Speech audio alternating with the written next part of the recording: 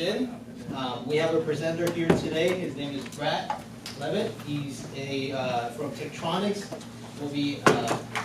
Brett's experience is he's a helping engineer and also a scientist at Tektronix, and he specialties in high-tech tests and also the measurement industry for the past few years. He's got experience from vehicle testing, radar testing, network testing, and today he'll be sharing his perspective about how the market is evolving and what are some of the things that we can expect coming out in the next few years with the new developments and new technologies. And so before further ado, let's give a warm welcome to Brett. Give it up to you. Awesome. Yeah, thank you guys. So just out of curiosity, how many of you are in or work related to the automotive industry? All right, so we've got a few. So caveat, I am not an automotive expert. I am an electrical engineer, so there's a good possibility that you guys may know more than I do. Actually, probably a very good possibility. But today, I really just wanted to cover, how the market's evolving, what changes we see. There's, as the autonomous vehicle becomes more and more popular, there's just so much that goes into that. And yeah, just really wanted to talk through that today. I'd like for this to be as open-ended as possible. If you guys have questions, feel free to interject. I don't mind getting interrupted. I'd rather you guys interrupt me than just be silent the entire time, as if I'm talking to a room full of folks who think I'm boring. No. So, yeah, just to give a little history of tech, I'm sure you guys are familiar with Tektronix. Howard Boehm created the first Tektronix triggered oscilloscope in 1947, over 70 years ago. And since then we've been focused on technology and advancing that technology.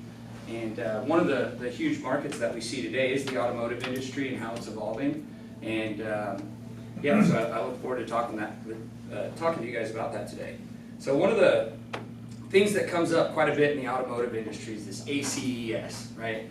Autonomous, connectivity, the electric side of it, being able to charge and run your vehicle just based on purely electric. I think I saw a commercial the other day that Honda now has a car that can go from Oceanside to the OB beach or down near that, right? Just purely on electric alone, which is pretty incredible when you think about 10 years ago.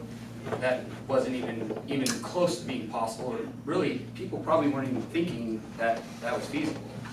And then shared mobility, which is huge nowadays. I mean, I think everyone's familiar with Uber, Lyft. You've got all these shared aspects of cars nowadays.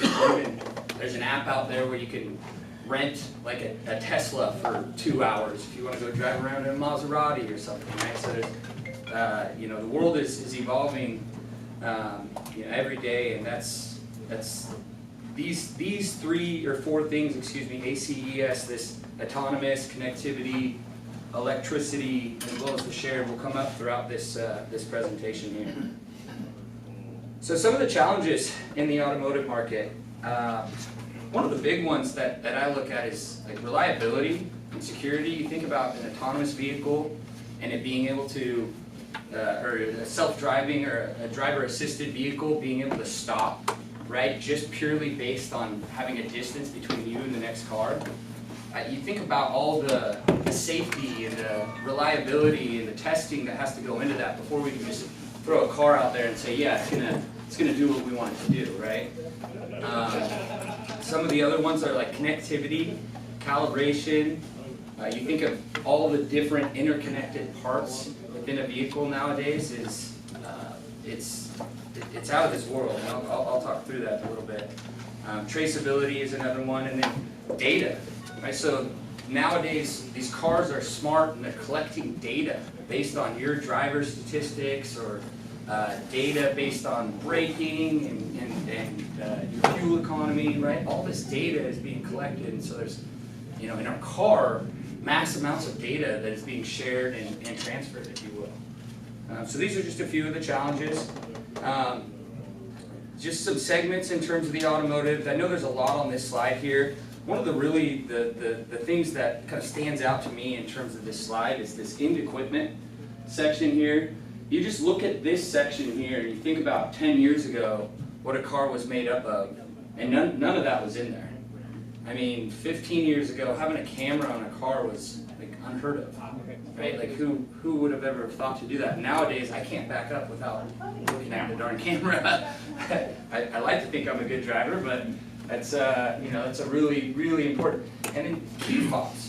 Key fobs nowadays are smarter than smart can be, right? You have to be within a certain distance of your car. I can automatically touch my handle and it'll open as long as the key's there, right? So you think about the technology that has to go into that, and the sensors and just how it's evolving, right? Is it's pretty drastic, and it's awesome. It's fun to be a part of. Any questions on this slide? I know there's a lot here. Anything that stands out to anybody? Another one that I'll talk on in more detail is this ADAS, which is just Advanced Driver Assisted System. Yeah, go How ahead. does all this stuff talk? Is there an onboard communication system that the car has? Yeah, so in terms of connectivity, right? Yeah, so I'll touch on that a little bit toward the end. There is, it's an Ethernet, there's a new Automotive Ethernet standard, if you will, and that's what's being, it's just kind of on the cusp of, but we believe that it is going to be the standard of automotive connectivity and how all of the different pieces interconnect and communicate with each other, and I'll touch on that a little bit more. Where does OBD2 fit in that graph, that drawing there? OBD2, I'm not familiar with that. Onboard diagnostic. Where you plug in for troubleshooting. Oh, okay, yeah. That's a good question. I would suspect that falls under systems. I'll make note of that and be sure that we get that added to the slide. It's a good question. Probably under systems. Yes. Chassis Electronics has an asterisk, but I don't see a reference or whatever. Yeah, that is, let's see, I believe that's in the notes here. Just curious why that's there. Yeah, so that's a great question. Do you mind if I answer that offline? I'll jump to the notes and we can address that towards the end. I think there's a kind of a detail within the PowerPoint that goes through that. And I'll talk to this part. E-call is just electronic calling. Right, yep.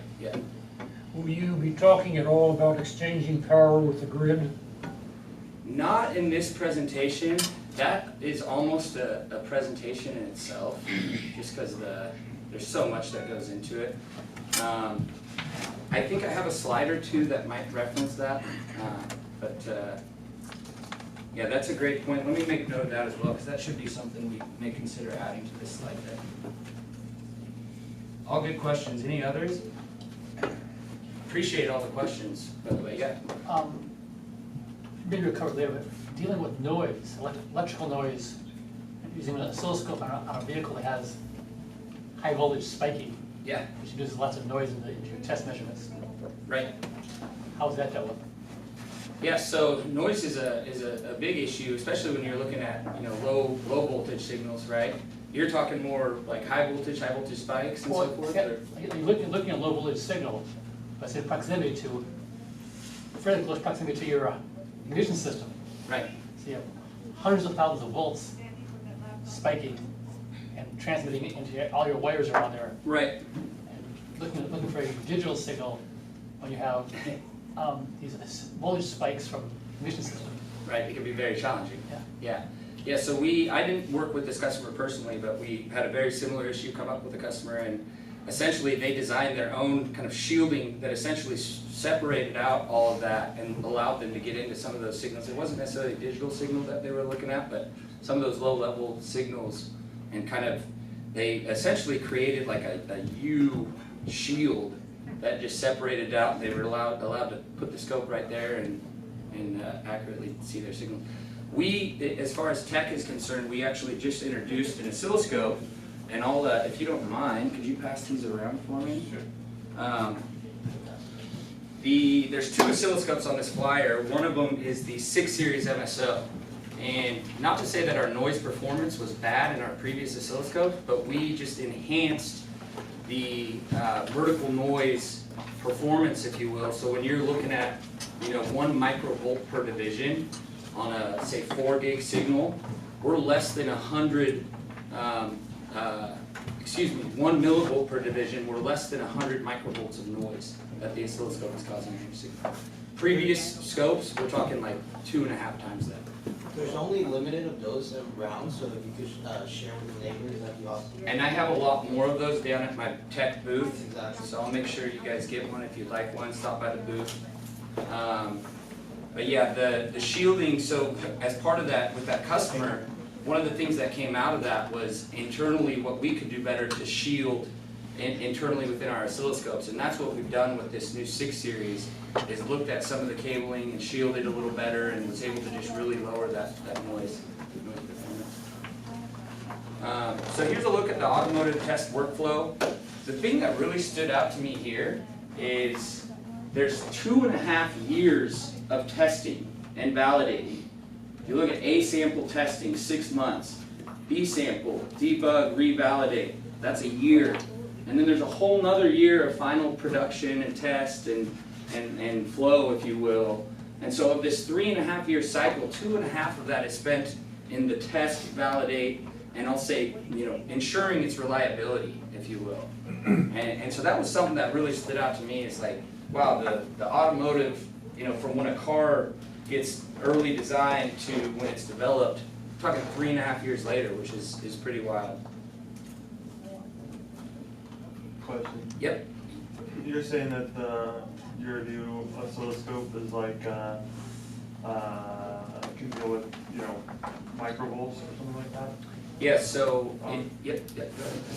What kind of applications require that much precision? I mean, that's really small, right? Right. Yeah. So why is it worth it? I guess. Who would need that? So people who are focused with power efficiency, right? When you're talking, for example, like having a high voltage spike, if you will, but you want to see millivolts of resolution on that signal, right? So being able to accurately get in there and see your signal without having noise on it is really important. And when we're talking signals down in, you're talking a millivolt per division, right? So you've got essentially 10 millivolts on the screen, and you're maybe concerned with like a signal that's 2 millivolts, but your typical oscilloscope shows it like ringing and it looks like it's like 5. So with this, there's no noise on it whatsoever, and it's a clean 2 millivolt signal. I got it. I'm just wondering, like, who, for what purpose, like, would be, I don't know, somebody who's testing a receiver for, say, a UAV that costs $30 million. Right. Like, what merits that much precision? Is that, I mean, am I? No, it's a great question. Absolutely. Anybody working in RF or signal reception, period. All right. I've found that since we introduced this oscilloscopes, there's two types of engineers who are using oscilloscopes. People who care about noise and people who could give a rat's about it. And so you either fall into one of the buckets. But to kind of address your question, it's having that sensitivity in really low levels, but we're talking high bandwidth. So as power, you think of just the way our economy is evolving and the technology. Everything's getting lower power and faster, right? And so as that trend continues to go on that path, when you get into the higher bandwidths and you're looking at signals that are very low level, it's really hard to see some of those millivolt spike or what have you. Right? And so being able to have that sensitivity is crucial. So these are a couple of the areas that I'll touch on today. We had talked about the advanced driver assisted systems. We'll talk about some powertrain and electrification, and then toward the end I'll get to the in-vehicle networking and address that question that came up a little bit earlier. So some of the challenges and just understanding power, if you will. It's funny, as I started going through this and preparing, obviously we know that there's motors in cars. Everybody knows that. There's also these small motors in cars. And what I found fascinating is nowadays, what do you think your average car has in terms of small motors? So not a motor that's driving your vehicle, but just small DC motors. How many roughly do you think are in a car today?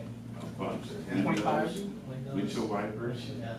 Yeah, so on average, it's like 45 to 50 in a given vehicle. So you touched on a few. Windows, window wipers, seats, right? Power seats now, mirrors.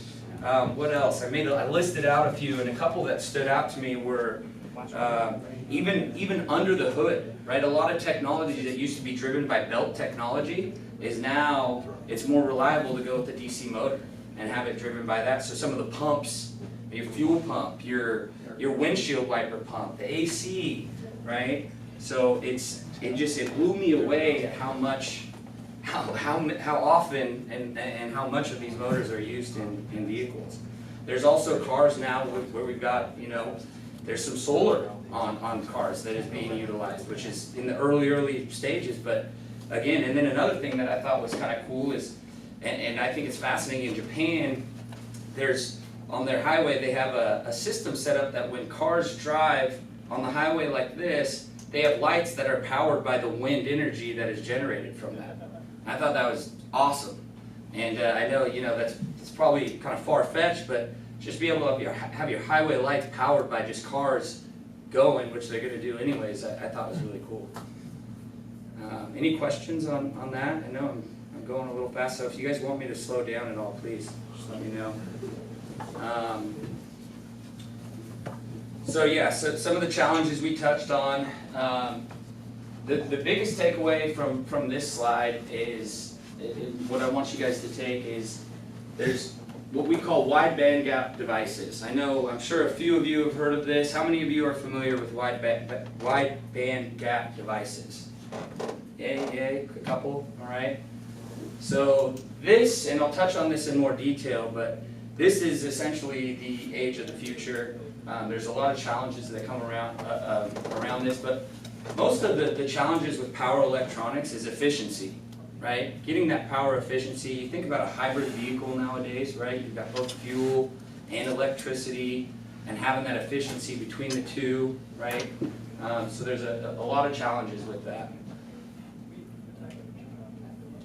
So this just gives, these next slides have a lot of info on them, but this just gives you kind of a brief look into the advanced driver assisted systems. I mean, from everything to your comfort and control, to safety, to the chassis, right? And how you have touched on, all of that is communicating with each other, right? There's a network within this vehicle, right? And we'll touch on the Automotive Ethernet standard a little bit later, but this just, you got your navigation, your infotainment, Bluetooth, right? I mean, the car just has so much into it nowadays that requires testing, requires reliability, and requires you to have a good understanding of what's going on there. So this, again, just kind of touches on how much is involved with the car. I won't touch on all of these, but one of the ones that stands out to me and I think is pretty cool is the blind spot detection. You think about a car being able to sense on the side of you that a car is coming up. But yeah, again, this just goes to show what all is involved within a car today. You've got electronics, you've got automatic braking, security systems, noise suppression, right? Remember driving a diesel truck 30 years ago, and who cared about noise? That thing was louder than loud could be, right?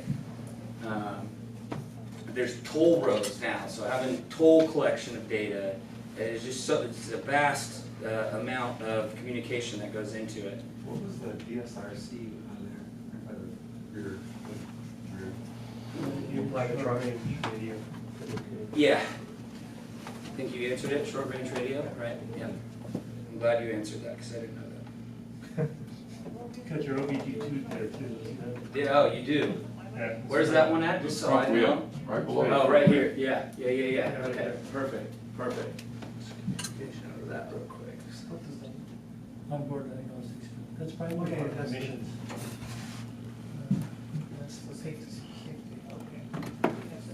More questions for him? So just touching more on some of the requirements in terms of power electronics, power distribution is obviously key. DC to DC conversion was one of the roadblocks to electric vehicles for a while. Just having a DC to DC converter that is able to handle this was a challenge for a long time for electric vehicles. Now you've got onboard charging with AC to DC, and again, efficiency is key. That'll come up over and over throughout this PowerPoint.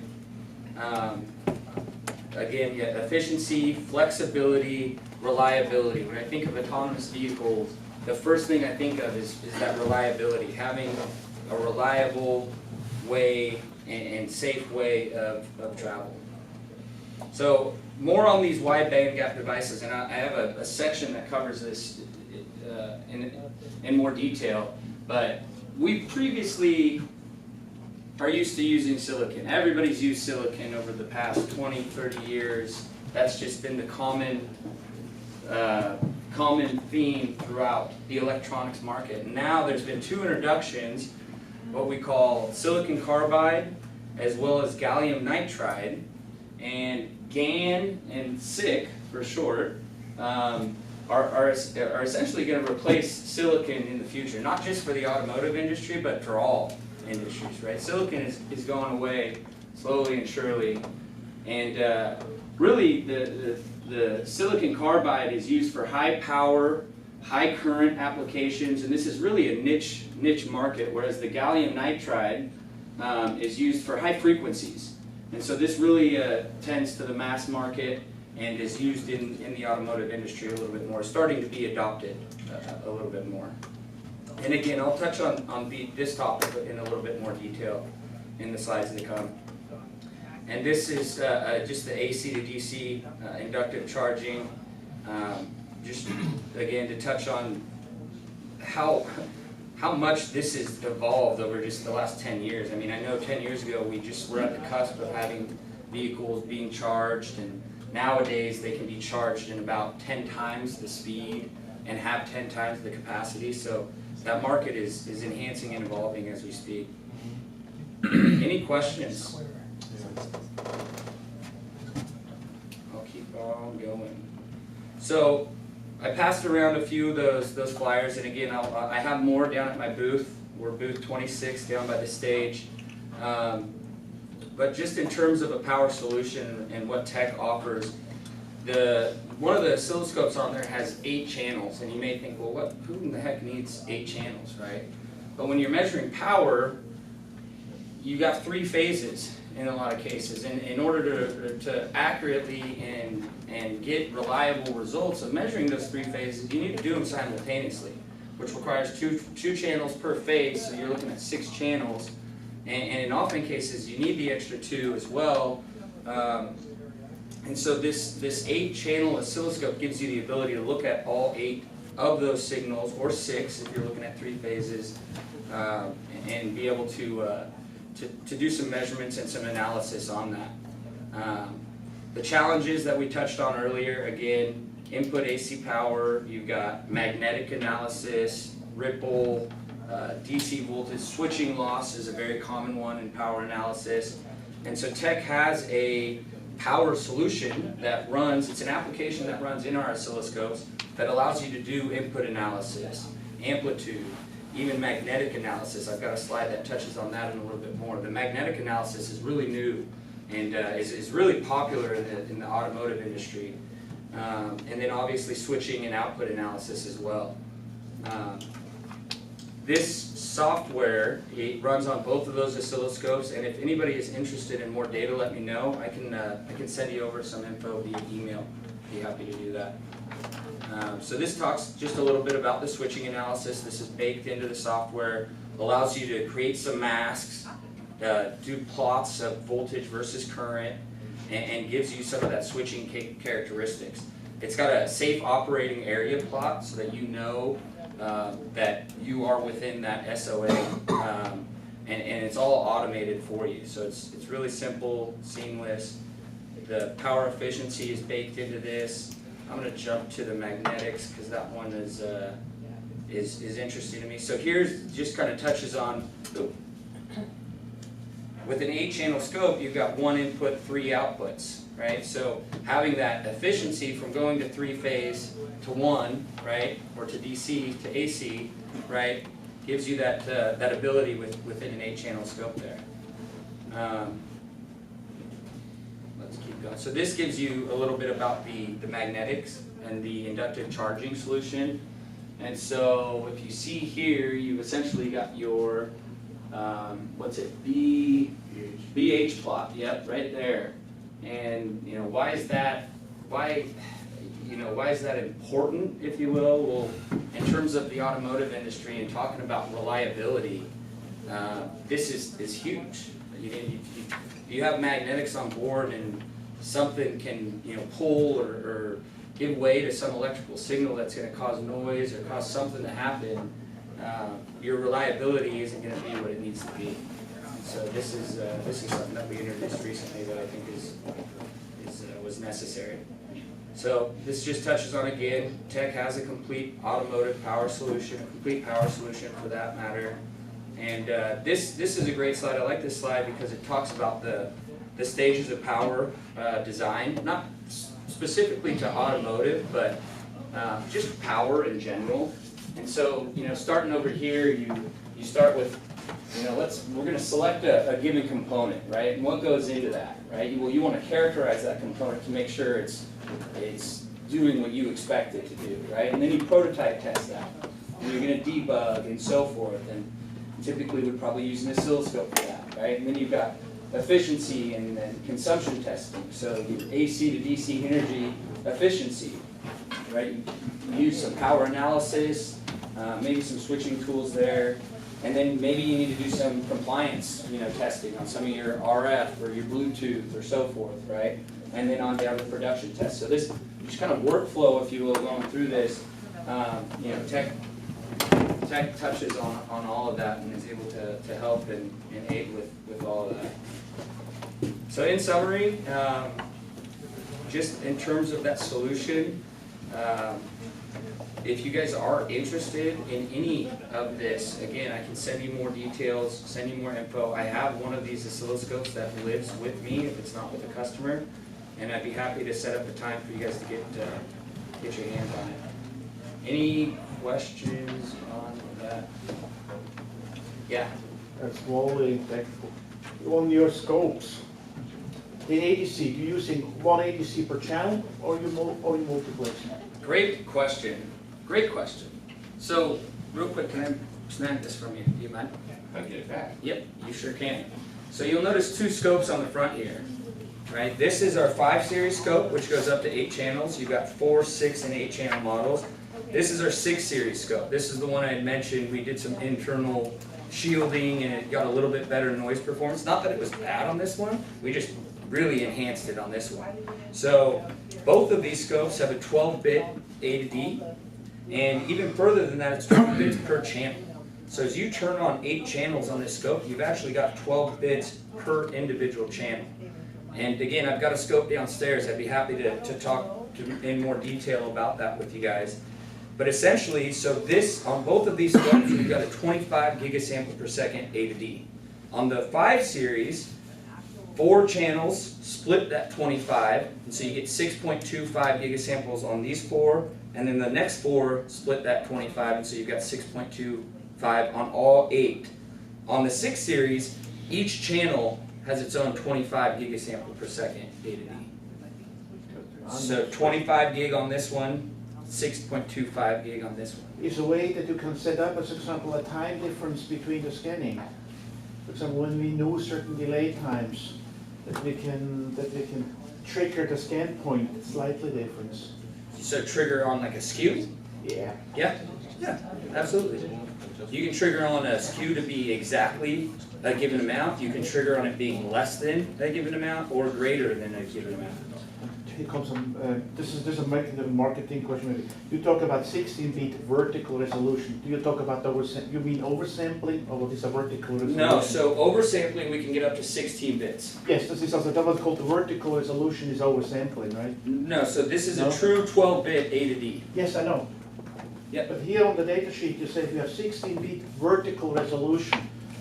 I'm not familiar with the term vertical resolution, but it is oversampling. This is oversampling, yeah, Alright, thank you. yeah. That's what we call our high resolution mode. All vendors, all the competitor vendors that, you know, we're familiar with do that as well. So it's pretty common to the oscilloscope market nowadays. People call it something different, we call it high resolution. But it gives you up to 16 bits via oversampling. I'll stay true to my word. Do you guys have any like training videos or any kind of stuff to assist people in operation? As they get more and more complex, it's going to have a manual this thick. Right, So right. do you guys put out those videos, and is that available to the public, or how does that work? Right, yeah, so we've got YouTube videos. We've gotten a lot better. Since I started with tech, we didn't do a ton of videos, and that was something I really pushed for. I'm like, I watch videos all the time. I know, you know, everyone does. It's like, oh, I don't know how to do this. Let me Google it and find a video that tells me how to do it, right? Who doesn't do that nowadays? So yes, we've enhanced our video library, if you will. We've got, if you YouTube Tektronix and whatever you're looking for, chances are it'll pop up. The nice thing about these oscilloscopes is, well, one, so we've got a touchscreen on them, and we've had touchscreens on oscilloscopes in the past. The first thing I tell my customers when I show those previous oscilloscopes is, here is the touchscreen off button, because that touchscreen would not cooperate with my fat fingers. The touchscreens now that we put on these scopes they actually operate like your smartphone, and it's very responsive. You can pinch and zoom, you know, drag and drop, do all sorts of things with it. It's really intuitive in terms of the user interface. So one of the biggest complaints we got from our end users is, you guys have menus within menus in your scopes. You press a button, it bring up a menu. You press that one, it bring up another menu over here. We've kind of eliminated that, where everything's accessible via touch. You've still got the knobs there if you prefer it, but the interface is really intuitive. And then furthermore, we've got the user manual baked in to the scope. So you can go into help and you can search whatever you're having trouble with. Say I can't find this runt trigger, or I'm having trouble with the runt trigger. And it'll just pop it up right in there and take you to the user manual, which guides you through that. So, did that answer the... Yeah, and then on the basic package, when you buy the scope, how many probes and stuff, what does it come with? Yeah, so great question. So Tech is the only vendor, if you buy a 1 gigahertz 8-channel scope, we're the only vendor that'll give you 1 gigahertz passive probes, 8 of them, 1 per channel. All other vendors will give you 500 meg with your 1 gig scope. If you get a 2 gig scope from us, you're still getting 1 gig passive probes, but we do have 2 gigahertz probes, active probes, differentials, so forth. The 5 series goes up to 2 gig, the 6 series goes up to 8 gig, and we've got probes that go all the way up to 33 and beyond. Good question? Gotcha, okay, good. All right, any other questions before I move on?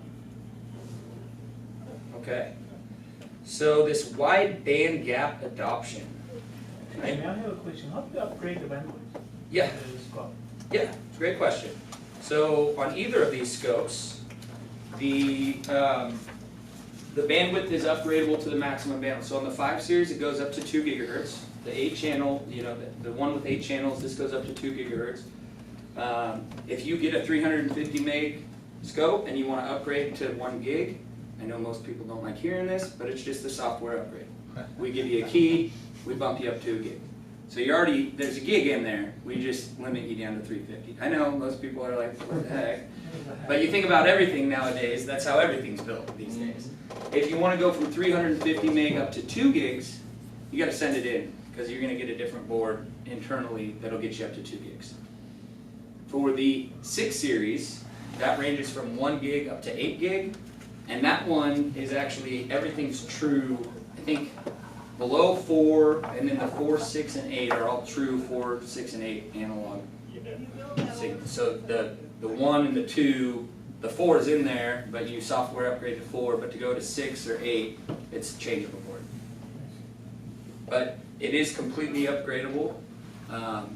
So that is the nice thing. You can kind of plan for the future in terms of, you know, maybe you're looking at, hey, we'd love to have 8 channels, but do we really need a gigahertz? Maybe 500 meg can do for now, and then you can upgrade the bandwidth down the The only thing you can't upgrade on the 5 Series is the number of channels. Do these have built-in fans or? Yes, they do, and that's another great question.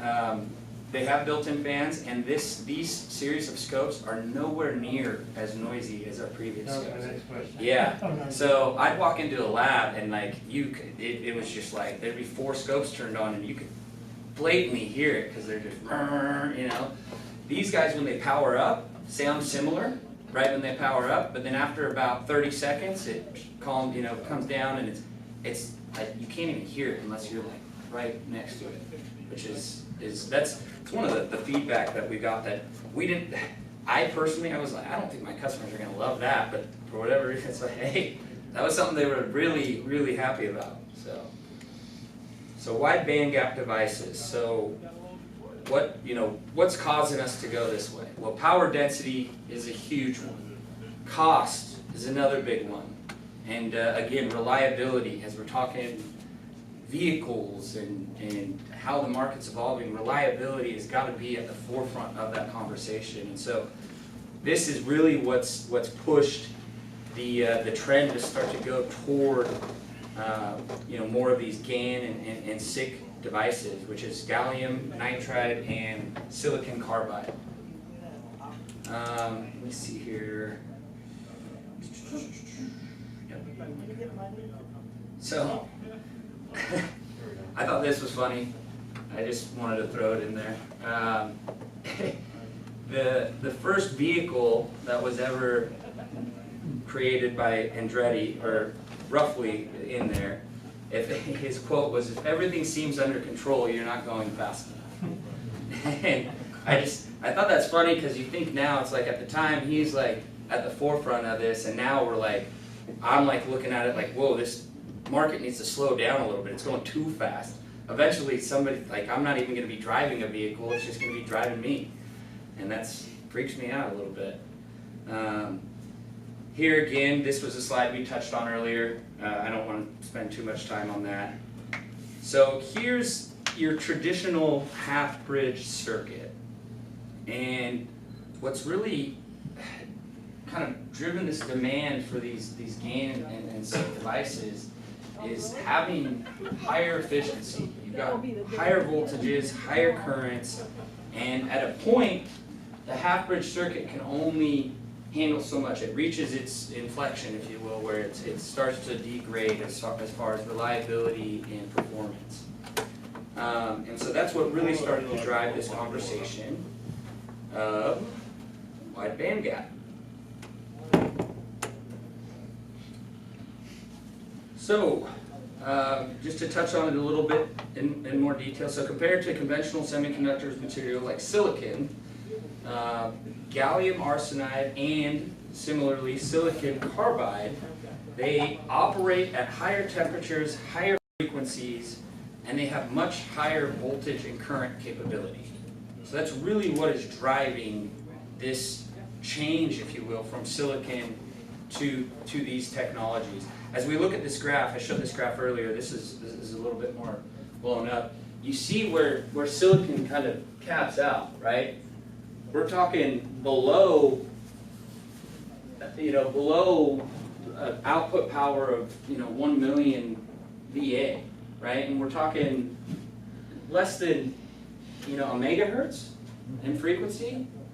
I mean, what's operating at that nowadays?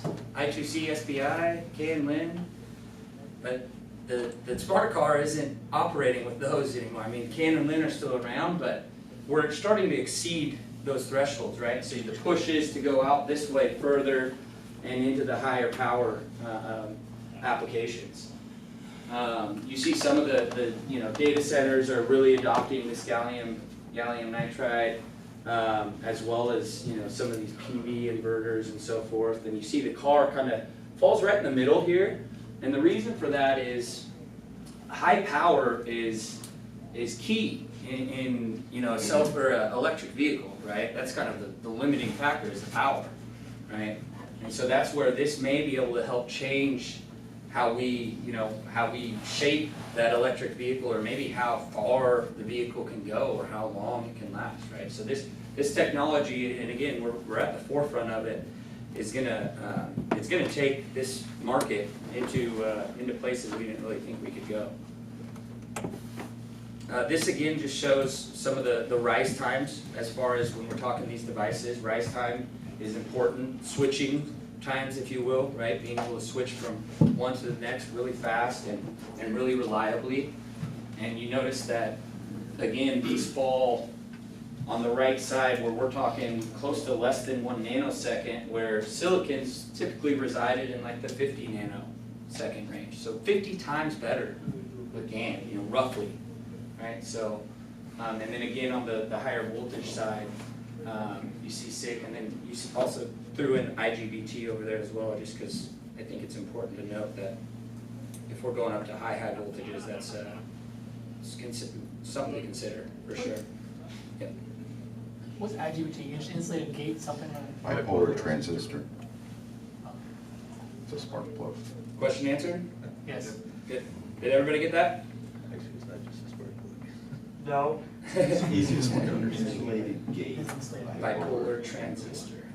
Got it, thank you. It's similar to, I mean, I don't want to say, you know, think of a MOSFET, but it's similar. It's just allows you to go higher. It's the marriage of a MOSFET and the bipolar transformer. Right. Transistor, sorry. Right. Yep. Okay, so measurement challenges with wide bandgap devices. So one of the biggest things is fast rise times, right? We talked about how those rise times are changing, being able to stay up with those rise times, having the capability to accurately depict those. And then another one is the accessibility to test points. As these devices are getting smaller and smaller, and they're basically, it's just a chip, right? And it's like, how do I test this, right? It's almost like you need an array to test it. So that's one of the really challenging things that not only customers face, but even the test and measurement industry face from, you know, how do we accurately, or how do we propose a solution that's able to probe and get down in there and accurately measure what you want to measure. So that's one of the key challenges today. So again, kind of looking at this half bridge, if you will, and how it's evolved. This, so common mode, right, is a big topic. In order to say look at this 600 volt signal and be able to see maybe millivolts or you know, several millivolts of ringing on a 600 volt signal is impossible, right? I mean, how are you going to see 600 volts and then look at a couple millivolts, right?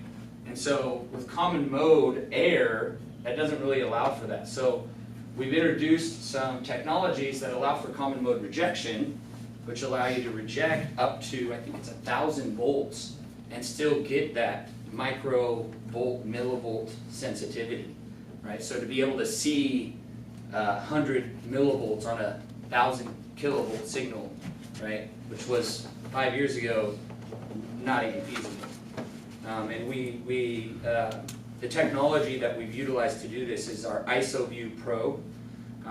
And I have that downstairs as well, and I think I have a slide that'll touch on that in a little bit more detail. So again, just talking this rise time, right? This typically is what you're going to be looking at when you measure. You're going to have some of that ringing, right, that occurs, right? And maybe some non-linearities in here, right? And so being able to capture that and to be able to characterize for those is important. And you know, knowing what the right solution to be able to measure those is very important. Anything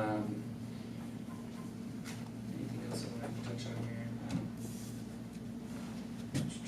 Let's just keep That one probe you just had. Yeah, there. go back a little bit.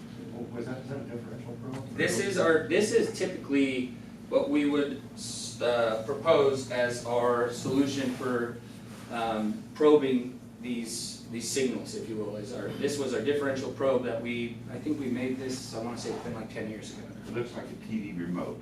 Yes. Yes, so the new probe looks even more like a TV remote. If you think that one looks like a TV remote, I'll show you, I got something for you. But yeah, so this is a differential probe. Right here we've got a current probe, and so this is really just showing in order to have a complete power solution, right, you need a current probe, you need a diff probe. In terms of our software, you basically define what's your current input, what's your voltage input. The nice thing about it is you can use a diff probe and you can just tell it that it's voltage and it'll convert it to current. If you have, you know, a resistor that you're measuring across, you can tell it the value, right? And software will automatically make that calculation for you. So these fancy things run on Windows 10, but what becomes of them when Windows 11 comes out? Great question. So, we no longer require Windows in these oscilloscopes. These oscilloscopes boot up in Linux. If you want Windows, we give you the option to add Windows to it. There's just a little hard drive underneath. If that hard drive's not in there, it boots up in Linux. You have all the same capabilities, same interface, everything's the same. If you have Windows, you can essentially minimize the scope window, and then you've got a PC, right? Okay, so what you're saying is you're back to a 25-year, a 30-year oscilloscope if you don't use the Windows option. You go with the Linux option. Well, so standard, it comes in Linux. Yes. So if you choose to want Windows, which who wants to do that right now? So why did you guys choose to do that? Yes, great. That is a great question. So some of the applications, say for like DDR analysis, right, or PCIe, some of these complex debug standards and protocols, if you will, require some of the Windows capability to be able to automate that compliance suite. And so it's like it allows it to be like a one-touch wizard where you set it up, you press a couple of buttons, and then boom, it runs all the compliance for you. Whereas with Linux, we can't do that because there's not the processes that will allow for that. So that's really the only reason. The other, I guess, other reason is if you like to like remote desktop into your scope, you can do that with Windows just like you do your PC. Do they have a GPIB interface? That's a good question. I would have to double check that. I believe so, but let me make sure on that. Like I said, I got a scope downstairs, so I can take a look.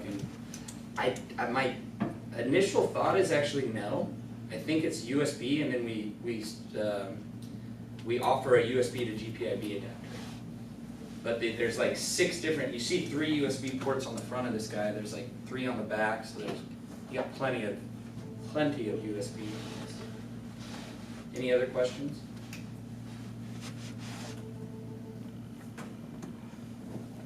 All right, I'm gonna cruise through these. How are we doing on time? Yeah, we're getting close. So this is the probe that I had mentioned. Here's your TV remote. So the beauty behind this probe is it's galvanically isolated. Right. What I mean from that is there's 0 loading impedance put onto your signal. We essentially use optical cabling, so you've got optics up through here, and we use an MMCX. How many of you are familiar with MMCX connectors? It's really new, it's pretty early, but in terms of having that reliability, MMCX is going to be something that becomes more and more popular.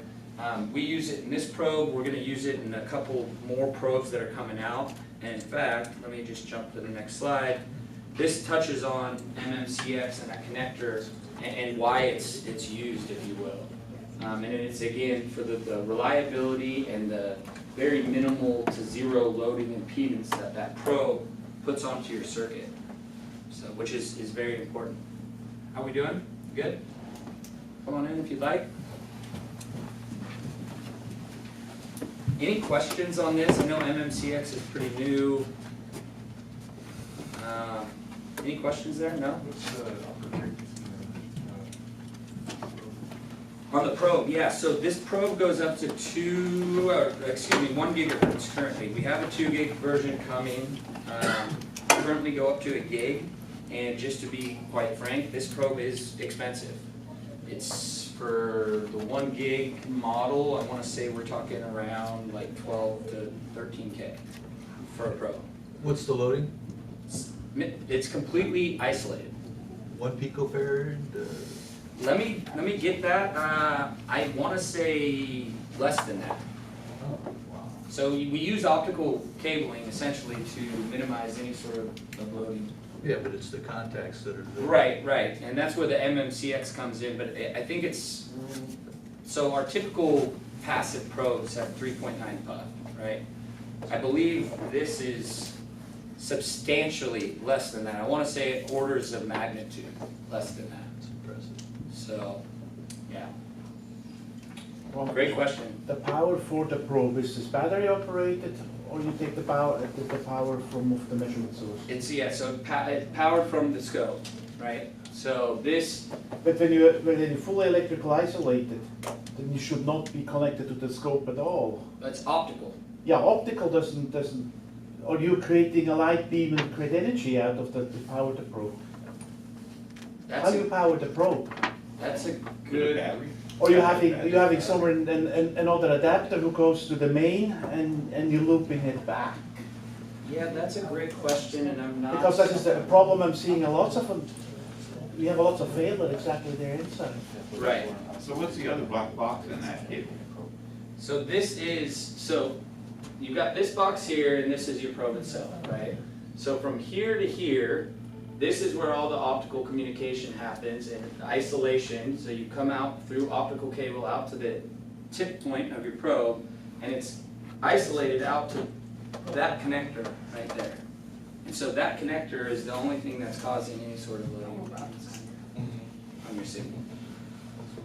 But you have to get to the, it's really the problem is how to power the probe, because on some of the probes, they go on, you put them on the net on an isolated transformer, but you're creating a large back loop over the current. Mhm. And you're totally off with everything what you were measured, and nobody realizes the half a year later on, the issue comes up. Yeah, that's a good question, and I'm not sure of the answer to that one, but I can get you that info if you wouldn't mind maybe giving me your I email, stopped 5 years. and I'll get you some info on that. Great question. Yeah, really good question.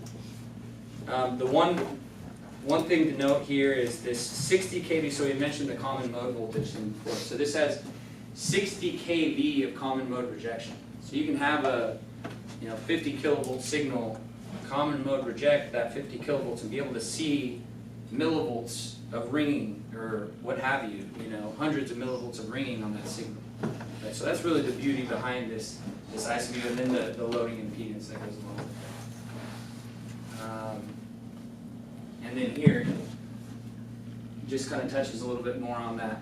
So 100 million to 1 in terms of common mode rejection, up to 160 dB. If you'd like more info on that probe, give me your email, and if anybody else is interested, give me your email and I'll get you some more info on that. Let's see, so just in the essence of time, we already touched on this slide. I'm going to jump through a couple of these. What was that? Sorry. Okay, so this starts to touch into the assisted driver. This portion is pretty, I'll say, straightforward, so I'm going to go through it rather quickly. Talking about how radar has evolved, and now we're using radar and LiDAR, which is essentially radar but using light or lasers, right, as kind of your reflections, so forth, to be able to measure how far something is in front of you. And just how that technology is evolving and being put into vehicles. I can't think of any sort of vehicle that's being made nowadays that doesn't have either radar or LiDAR technology in it. Most of it's LiDAR in terms of the reliability. So this just goes into some of the history of radar. I don't want to bore you guys with this. Let's keep going. I know there was a question on the connectivity, and so I want to make sure I get to that. If anybody sees anything that is of interest here, let me know and I can stop and touch to it, but I want to make sure we get to the connectivity portion. All right, so automotive network connectivity.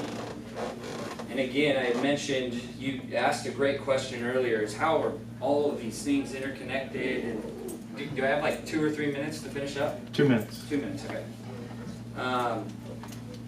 And that is done by, we already saw this, network car, industry trends. So it's an automotive, let's see right here, new serial standards. So automotive Ethernet is something that has really just come about as of late. You see some of these new standards down here, which are fairly common, but that are newer, but just it kind of, I guess, it's based on a common Ethernet standard that was before this. And so why Automotive Ethernet? What is it with Automotive Ethernet? And just as far as what Automotive Ethernet is right here. And so low latency enables support for high data rate, which again, as everything's getting faster and faster and smaller, this is really important. One of the keys, and I'd mentioned CAN and LIN earlier, that's, as if you're a part of the automotive industry, you know that like the back of your hand. It coexists with those, so it works in line with those, which is important because a lot of vehicles aren't adopting necessarily, or don't want to necessarily get rid of those standards because they are so reliable. The reliability of those is supreme to most everything else, and that's why they're used. And so it coexists with those. The other thing is PAM3 signaling, to meet, to meet EMI and EMC requirements. And so this is important because as we think about EMI, EMC within a vehicle, and we get faster and faster, that's going to get more and more challenging. So Automotive Ethernet is going to be the standard of the future for the automotive industry. I think I'm just about out of time, so this just touches on Tektronix as a complete automotive solution, whether you're using one of our 5 or 6 series. We've got a VNA, we've got software that runs both spectrum analyzers and VNAs, as well as signal generators. I know most of you guys are probably familiar with our line, but if you have any questions, please let me know. And I appreciate all of your time. Hey, let's give a one.